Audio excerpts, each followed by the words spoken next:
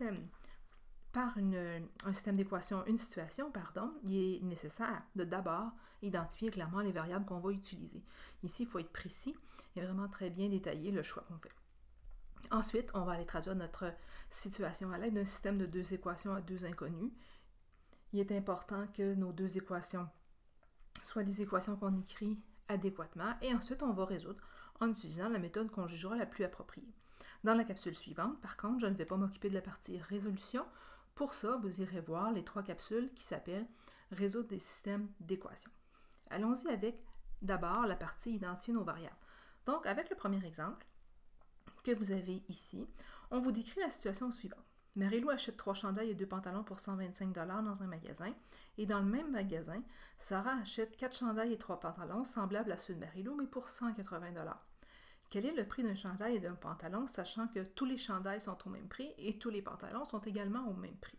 Ici, on peut déterminer cette chose-là seulement si on pose d'abord, donc si on définit d'abord que X et Y vont représenter le prix d'un chandail et le prix d'un pantalon. Maintenant, il nous appartient de faire un choix. Je vais décider, parce que ça me convient, que X va représenter le prix d'un chandail. Donc ici, on ne peut pas écrire seulement chandail ou seulement prix, ça serait incomplet.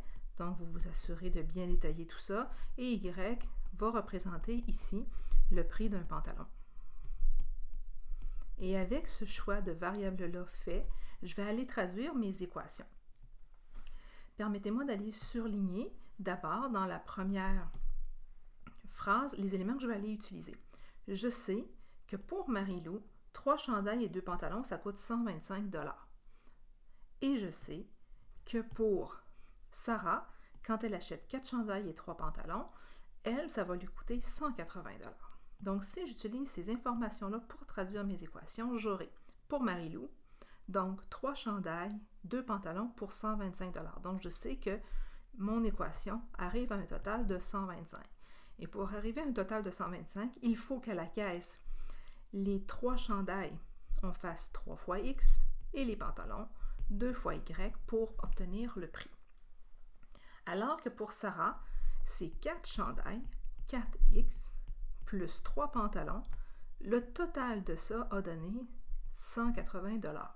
Eh bien, avec un système d'équations qui a cette apparence-là, on devrait privilégier la méthode de réduction pour parvenir à la réponse. Maintenant, on n'est pas obligé d'utiliser cette méthode-là. On pourrait très bien utiliser comparaison ou substitution. Mais ici, l'idéal, ce serait réduction.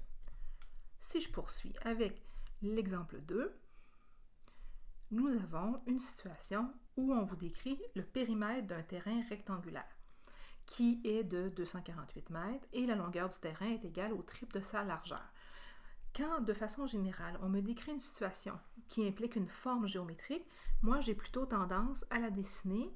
Ça aide à placer les informations et à faire des choix qui sont plus conformes. Donc, puisqu'on va nous demander les dimensions du terrain, on pourrait choisir que X, c'est la largeur et Y, la longueur. Donc, si je fais ce choix-là, moi, je suis allée l'inscrire sur mon dessin, mais je vais également le mettre en mots. Donc, X, la largeur de mon terrain, et Y, ce sera la longueur du terrain. Et avec ce choix-là qui est fait, je vais aller définir mes deux équations. La première parle du périmètre. Périmètre, ici on décrit le périmètre de mon terrain et on m'indique que c'est 248 mètres, donc je sais que mon équation sera égale à 248. Mais le périmètre, pour le calculer, il y a deux façons de faire. On peut faire la somme de tous les côtés, donc je pourrais écrire x plus y, bien sûr, pour dire que c'est mon périmètre, ou je pourrais dire 2x plus 2y. Ce serait l'expression de mon périmètre. Donc ici, moi, je vais aller utiliser la deuxième parce qu'elle est un peu plus compacte. Donc, je vais dire 2x plus 2y égale 248. Pour la dernière phrase, je vais utiliser ici l'information que je connais, c'est-à-dire qu'on m'indique dans le texte que la longueur du terrain est égale au triple de sa largeur. Un petit truc en mathématiques, quand on est rendu à traduire des équations, le verbe est souvent indicateur du symbole d'égalité. Donc, est, tout comme ici, est 248, donc le est représentait mon égal.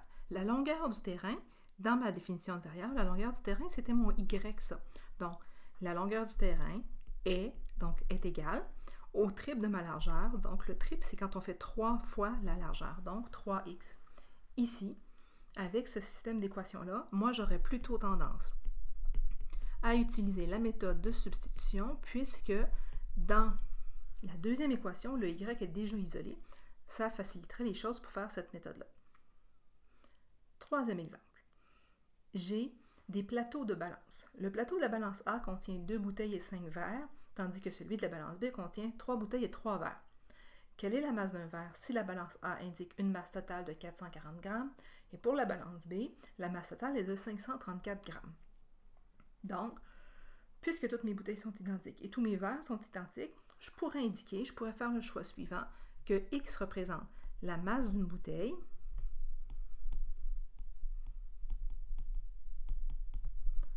et Y représenterait ici la masse d'un verre.